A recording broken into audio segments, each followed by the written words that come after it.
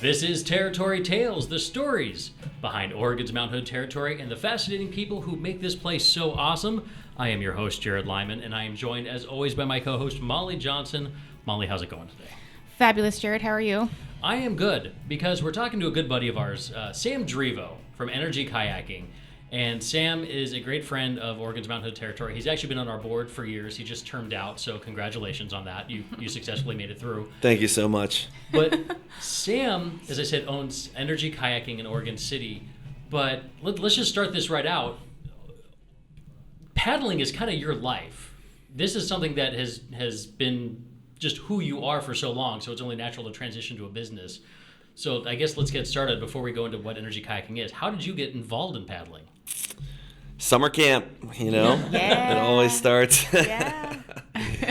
Well, anyway, Trail Tales can start at summer camp if you're lucky enough to go to summer camp, which I'm realizing I was pretty lucky to go to a really cool camp when I was young. It was a day camp. It was not an overnight camp. I wasn't very interested in that, but I was a competitive swimmer before, so I was pretty comfortable in the water.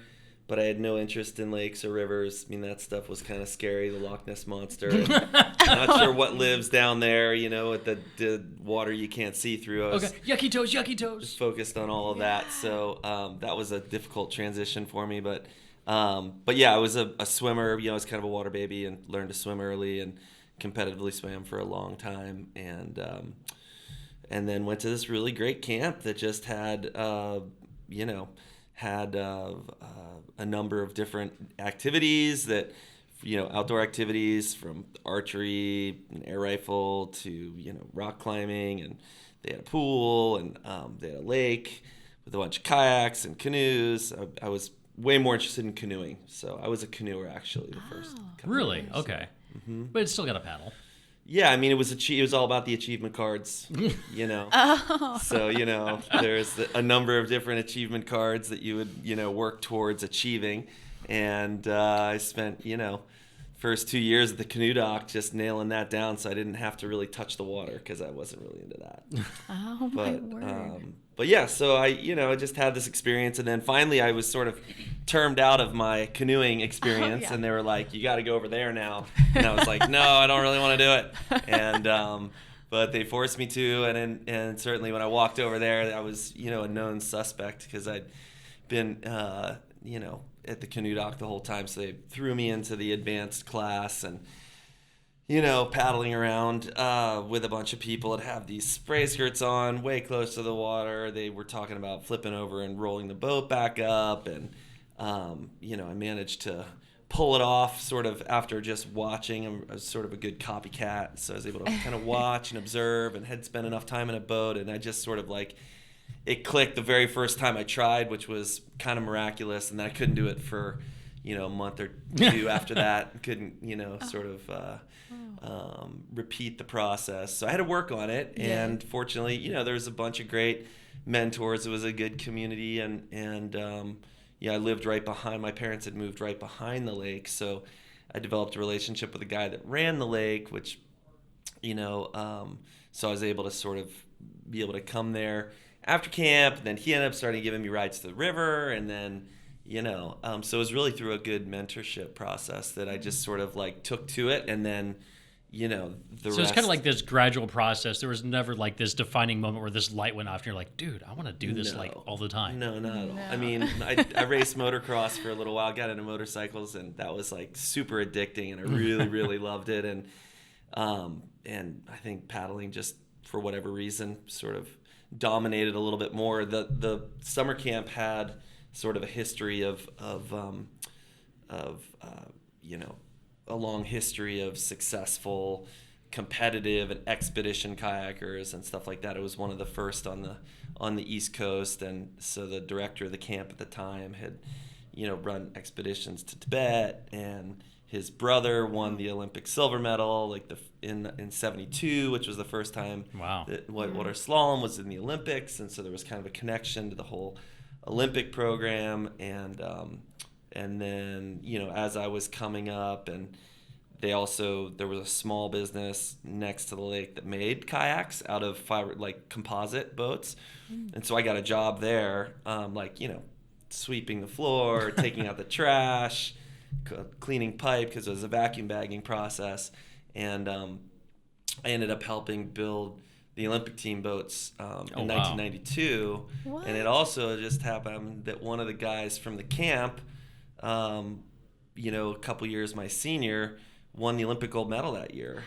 And in one of the boats that we built. No way. And it was just to watch them go out the door and then see them on TV and kind of have this connection to this guy was just all when I was, just really young. It was just like, what? I mean, how, Yeah. And at the same time they had built the Bethesda Center of Excellence, which was sort of the racing community that was connected in that area. The area was the home base of the U.S. Olympic team. It's the greater Washington, D.C. area on the Potomac River. And so the Bethesda Center of Excellence was sort of this, club that I would train with. And they built in collaboration with a local electric utility, Pepco. They built a whitewater park out of they had a coal-fired power plant. They took the water from the Potomac, cooled the generators, and then released it down a spillway. And some paddlers found the spillway, and they were engineers, and they were like, gosh, with a little bit of work, we could, kind of put some concrete gumdrops and wing dams in there, and we could model the Olympic course for 92. This was like in 90. And they, raised the $75,000, whatever it was really to do it. And they worked cooperatively with the utility, and they kind of made this happen. And, I was there for the ribbon cutting of this facility, and, was like this young kid who basically, all the media was there. There was a bunch of these world-class people. I swam through the finish line, and it was awesome. But yeah, I mean, it's just sort of this collective experience that is just very unique and very niche, and sort of exposed me at a young age to great mentorship and to sort of what was possible. Absolutely. And so it kind of seems just like everything kind of led you this way. So I mean, it kind of like your life was shaped to go into this, because to go into further. I mean, you were on that U.S. team. Yeah, I mean, so I was able to start competing at a young age after this lake experience and going to the river, and then realizing that there was a competitive scene that was pretty organized on the East Coast, and so I'd start going to races on the weekends, and pretty quickly went to, I think my first race was on the Esopus River in upstate New York.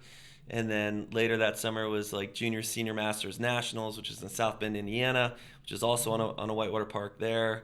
That's kind of another story, but it was sort of a blighted industrial complex that was turned into this facility that people could use recreationally, and it brought a lot of people to the area. This sounds like something familiar. And so anyway, I went to this national championships, maybe when I was 14 or something, and then it's a small sport, and I had a good background in water and swimming and training, and had access to these coaches and these legendary paddlers, and so it was like just by doing it, I just sort of like through osmosis, I was able to just figure out how to do it, and we fortunately had sort of the means to help, and through the community. I mean, we would carpool to all these things, and I would meet people, and then I qualified for the U.S. Junior team and junior national team in '92, and was able to go to Norway for the Junior World Championships. Oh, wow. And that trip changed my life. So, yeah. That sounds pretty amazing. I mean, that was, How did it change your life? What's that? How did it change your life? Well, I mean, come on. I'm grew up in the greater Washington, D.C. area, and you get to go to Norway. And then, I mean, in preparation for that event, I drove, to North Carolina and New Mexico. One of my best friends was from there, but he lived in North Carolina, so we went there, and then we spent a month training in Colorado, and then went over to the Twin Cities, because we flew out of Minneapolis, and flew over to this other continent, which again was just sort of mind-blowing experience. And then and you said you were 15 when you did this? Yeah. That's got to be, And then there was 52 different countries represented at this worldwide event. Wow. And you're issued your country's uniform and you march in a parade, and you're with these other top athletes, and you think you're pretty good. I actually didn't compete in slalom, which was my goal. I made I was an alternate. I was in competition for the third spot with an Oregonian actually who beat me at U.S. Junior Team Trials, but I beat him at the Olympic Trials qualifier. So that year I was able to go to Olympic Trials, which I was the youngest competitor for, and then he went to the Junior Worlds in slalom. And so, but I was also there's also a wild water competition, which is like a 5-mile downriver race that is it's like an endurance race as fast as you can go down class 2-3 whitewater, and I did really well in that because I had a good aerobic base, and thought I was pretty good because I had won junior team trials and junior nationals and that by a long shot, and then I went to Europe and just got my butt kicked. It was humbling. Yeah, I think I was like 37th or something like that, and I thought that I was good, and then you see the Germans and you see the French and you see the all the different national teams, these kids that grew up doing it, longer than I had, and it was humbling, but it was to sort of be able to go and paddle in a pristine location like that. I mean, you could see every pebble on the bottom of the river. And wow. I mean, I'm pretty convinced that from that moment forward, I was searching for a place that I could settle where there was similar conditions. And I think that's partially why I moved to Oregon. I would say it's definitely one, just because of the quality of the water and the generosity of the people. I mean, it was also people in Oregon are a lot cooler than the folks on the East Coast. Yes, yeah. I will wholeheartedly agree with that. And Norwegians, that's a pretty great culture as well. Yeah. I've been back several times, and and it's just sort of it's. Well, let's fast forward then and talk about eNRG kayaking, because this is probably become one of the biggest names out in paddling in Western Oregon, Northwestern Oregon. So when did you first start eNRG kayaking? So I I graduated high school, and then I went to American University for a year, and then I took a year off and moved to Whistler Blackcomb to learn to snowboard because that was my Oregonian friend's idea. Thought it was a great idea. It was a great idea because I was exposed to the Northwest, and I was just at that moment I was like, there's no way I'm going back, And so I transferred to Lewis and Clark College in Portland and spent the next 3 years there. And I started a paddling club there, and I learned, I went head to head up against the administration and the organized collegiate experience, which was humbling. I definitely learned a lot from that experience and trying to build a program, or at least start a program in a place where it wasn't going to be a natural fit, just because of the perceived risk, potentially. And I started to realize that, maybe my experience was unique. I'm not sure. I thought that it was pretty established, that this sport and this industry or whatever, but Oregon is, it has a bunch of pioneering paddlers, but as far as the industry is concerned, as far as the outdoor industry and just population centers, I think that the Northwest, although it has a lot of the best geographic resources and everything, it's maybe a little bit slower to take this, to take some of these niche things on. I mean, climbing, for instance, has become really popular in the in Oregon in the last 10 years. I mean, I've through some other relationships, the collegiate relationships, through some athletic ones. I'm a member coach at the MAC. They've built a multi-million-dollar climbing wall, and even climbing is going to be in the Olympics. So anyway, I just think the sport has sort of come a long way, the outdoor sports, and so I started a club at the school, and I put all my extra free time into teaching people because I enjoy teaching, and whenever I wasn't teaching or in school, I was either competing or I was exploring. And so, this place, Portland area, Greater Northwestern Oregon is a fantastic place for the sport because there's 2 mountain ranges on either side of the city. You got the Cascade and Coastal Mountain Range, and there's rivers that flow off of both. And so, from British Columbia to California, there's a lot to offer.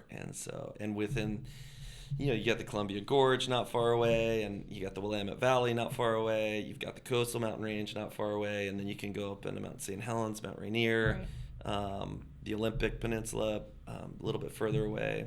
Love the coast. I, got into surfing and did a bunch of kayak surf competitions along the way. I mean, it's been a very diversified experience, even though it is completely niched out. Yeah, absolutely.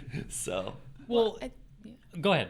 Well, he's mentioning all the, yes, we specifically are, located in Mount Hood territory, but he's right. That's one of the great things about us is we are an hour from Portland, an hour and a half from the beach. You have all this access to so many things close by. And so I love that you're in multiple locations. Well, yeah, and so I went to school in Portland, and as I spent, a decade or so traveling around and trying to figure out, the best area in close proximity to Portland. I mean, it clearly Mount Hood territory. It's like Clackamas County has, the Clackamas River, the Sandy River.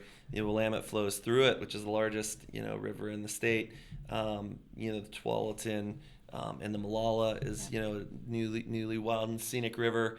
That's kind of like one of those up and coming things that this hidden gem that people are really starting to discover. Yeah, so anyway, Mount Hood territory, clearly became a focus, and then, was invited to become part of the TDC, and over the next 6 years of service, I've learned a lot more about what the territory has to offer, and it's really spectacular. I mean, from the agritourism and the cultural heritage and the outdoor rec, I don't think that there's another place in Northwestern Oregon that has as much to offer. So, and its proximity. Yeah, exactly. Yeah. One of your probably most popular tours, because it works well with beginners and people who are even a little more experienced paddling, is the tour on the Willamette River to Willamette Falls. Yeah.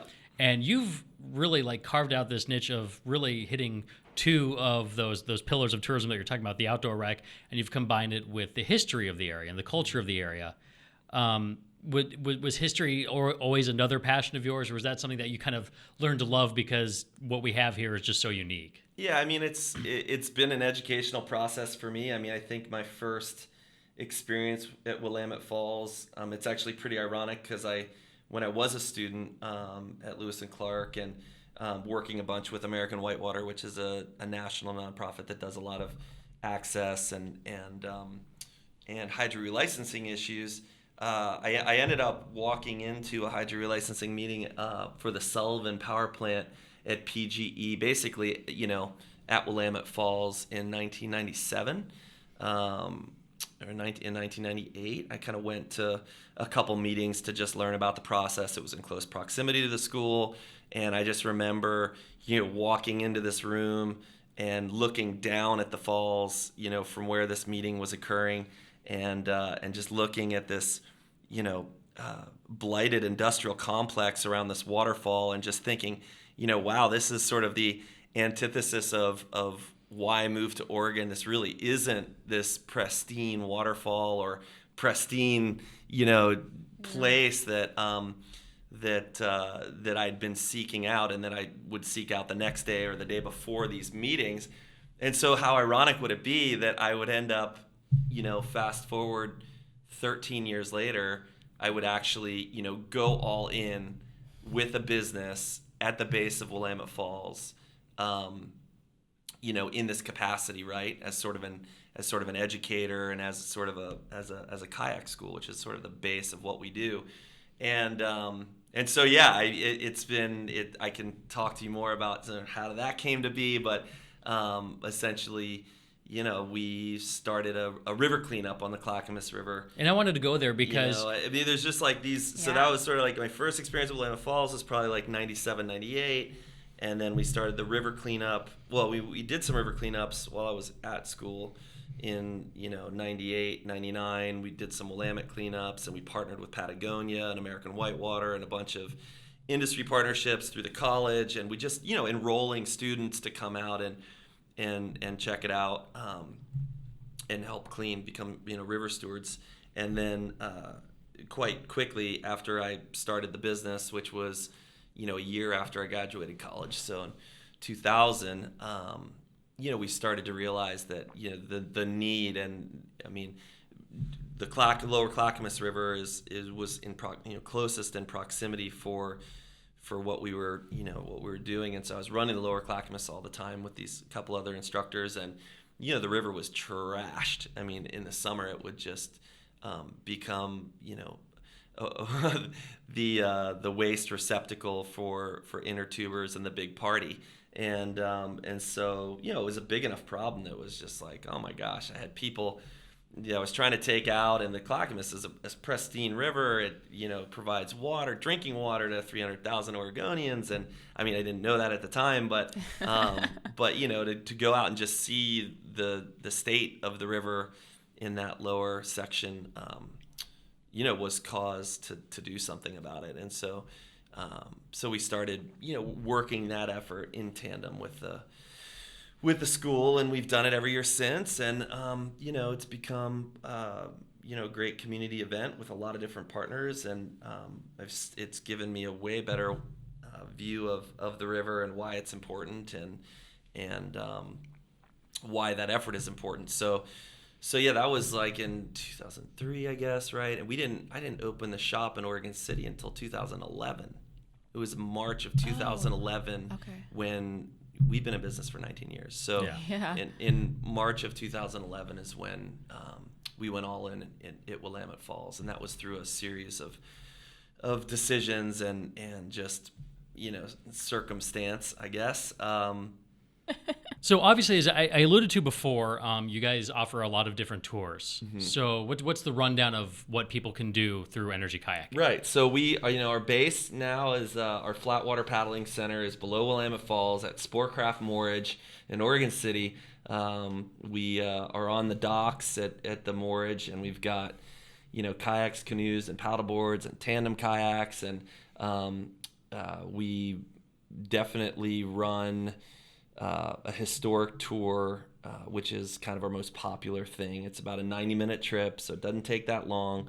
And we head out from our shop, and we paddle up to, under the Arch Bridge, which, is historically significant. And we talk about the geology and the history of the area. We go up into the locks, which is a great, to be able to see the locks from a boat is a pretty amazing experience. It's a really unique perspective. It's really cool. Yeah, and then paddling up and getting a chance to see the falls, and if you're lucky enough to see the petroglyphs on the far side, or some of the ancient relics from the hydro, from the electric, generating history. I mean, there's a lot of that there, and you can see, a number of other neat aspects to Oregon City and to Westland, Moores Island. There's a ton of wildlife, at different times of the year. It's a extremely robust ecosystem, and I call it where industry meets nature. And it is. And I remember one of the times we were doing a Facebook Live, actually, and we were on a paddle, and unfortunately I was making you do all the work on that trip. But as I was filming, the steelhead literally comes right up to the side of the kayak. I could have just reached out and grabbed it. And it was a good-sized fish. I mean, that was an experience I'll never forget. Yeah. And I mean, we routinely see, sturgeon, float up to the surface or even jump out of the surface. And I mean, those make a splash. Those things can grow, 5 or 10 feet long. And I think I've seen like 1,000-pound sturgeon, come up to the surface. So. Well, there's one other thing we didn't talk to you about, and this is something we like to spring on all of our guests.